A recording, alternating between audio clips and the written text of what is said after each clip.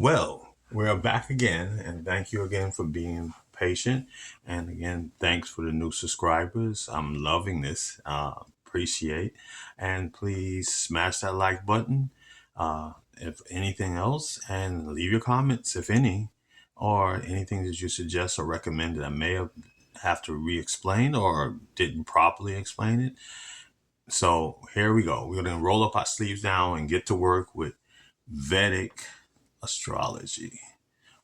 But my correction, Vedic numerology. This is the grid, and you would have to look at the prior videos that I put to explain what the grids are, number one, and number two, how the numbers are laid out. You can see that they're not in the normal progressions that we have been taught. So today, we're going to get our hands dirty and be advised that you can use your birth chart or your birth information. And instead of this, I'm using Kiki Wyatt, or Wyatt pronounced. And she's a singer and a songwriter. She caught my attention as far as, listening to music and so forth. And pretty remarkable lady. And what I want to do is to come and use her as a guinea pig, so to speak, but not really as any negative association with that, but this as our experimental, so for illustrations. So here we go. Her birthday is, and I'm hoping, if not, I'll put the birthday in the comment section. And it's a little cluttered here, but I'm going to get to explain that. Her birthday is 3/10/1982. And how we do this is we are going to use all her birth numbers in here, except, and that's why you'll see this little area here with an X, kind of like it faintly, you may see it more as scribbled, but her birth year is 1982. So first thing we're going to do is we're going to start with the month, and this is 3, so that would be March. You put this up, and you see in this box here, 3 goes in this corner here. The upper left hand side is designated to the number 3, and we put the 3 here as seen. And also, she's born on the 10th. So we know in numerology, we always reduce the double numbers, except for occasions we're going to use the master numbers. But for now, we're just going to keep it simple. And we know 1 plus 0 is 1. So you got the 1, and you see the 1 box here. So if happen to be born in March, one of the first numbers you should put down here is 3 in this corner or this box here. And the 1 goes here. Now, 1982, their system or platform, they do not incorporate the 1 and the 9 for the grid. Okay. The reason why that they have not including that is because everybody born from 1900 or 1900 to 1999 all will have the 1 and the 9 as a century. So that's your century locator or identifier. So in this case, they rule that out because it's very common with everybody's going to have that. So there's no distinguishing characteristics of that 1 and 9, unless they was born 1919, and generally they would be extremely old for one. But so for that kind of, I'm just using that as an example, folks. And let's move on.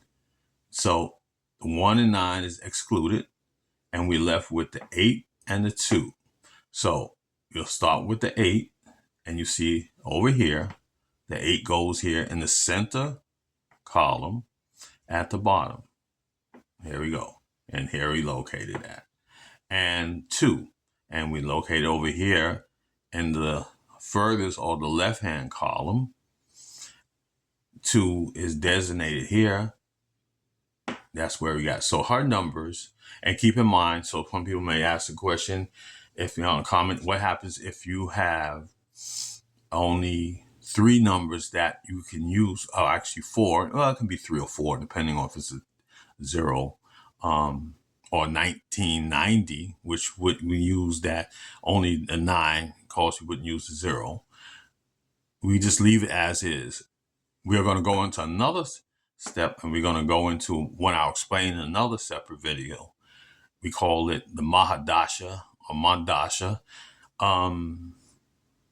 And that we'll go into. So don't worry. If you don't catch it now, don't worry. We're going to build up to that. That's why I'm taking my time with this, because it's getting at least how to get acclimated to this. This was one of the things that appealing to actually me exploring Vedic numerology. So I have, years already in numerology. But if you do have years in numerology or experience or a training in that, whatever the case may be, you're going to have a knowledge of the numbers. The only difference that we're going to have as a crossover is Rahu, which is number 4, and Ketu, which is number 7. All right. And again, please be advised I highly recommend to look at the other earlier videos. So this all gel together. All right. So now, once you have your birth numbers in the proper boxes, we're going to start to delineate. Now we're going to go step by step with this. So we're not going to do the complete one here, but we just keep this in mind. This is where our example will go. And in future, I will be referring to this chart until we get to another chart or whatever, or examples. And if you have recommendations, if you have a birth date or something you want me to look at, I'll gladly illustrate that, maybe possibly do it as a video so you can make it so everybody can benefit from it. Okay. So keep in mind from the last video, you have, like TikTok polls, to make a goal, so to speak. If you're winning, you have to have all 3 combined. But if you don't have these numbers complete, all is not lost. It's nothing.